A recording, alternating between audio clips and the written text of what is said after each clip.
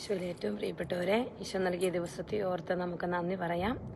ഈ പ്രഭാതത്തിൽ പുതിയൊരാഴ്ചയുടെ ഈ ആരംഭത്തിൻ്റെ ദിവസത്തിൽ കർത്താവ് തന്ന വചനം ഇതാണ്. സങ്കീർത്തന പുസ്തകം 10-ാം അധ്യായം 12-ാം വചനം. കർത്താവെ ഉണരണമേ, അവിടുത്തെ കരം ഉയർത്തണമേ, പീഡിതരെ അവിടുന്ന് മറന്നു കളയരുതേ.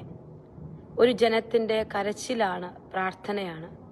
ദൈവമേ, നിന്റെ കരം ഉയർത്തി നിന്റെ കരുണ എന്നോട് കാണിക്കണമേ, എന്നെ മറക്കരുതേ, നിന്റെ കരം ഉയർത്തി എന്നെ അനുഗ്രഹിക്കണമേ എന്ന് പ്രാർത്ഥിക്കുകയാണ്.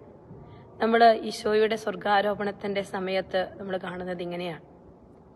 ഈശോ സ്വർഗാരോഹണം ചെയ്യുമ്പോൾ കരങ്ങൾ ഉയർത്തി അവരെ അനുഗ്രഹിച്ചുകൊണ്ട് സ്വർഗത്തിലേക്ക് എടുക്കപ്പെട്ട ഒരു ഈശോയെ വിശുദ്ധ ഗ്രന്ഥത്തിൽ നമ്മൾ ധ്യാനിക്കുന്നുണ്ട്, നമ്മൾ വായിക്കുന്നുണ്ട്, പ്രാർത്ഥിക്കുന്നുണ്ട്.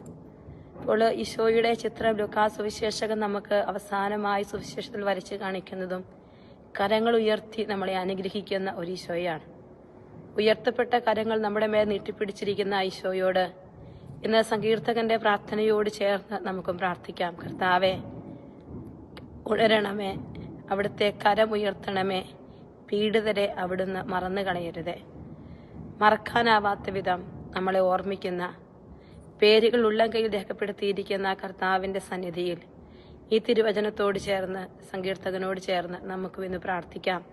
കർത്താവെ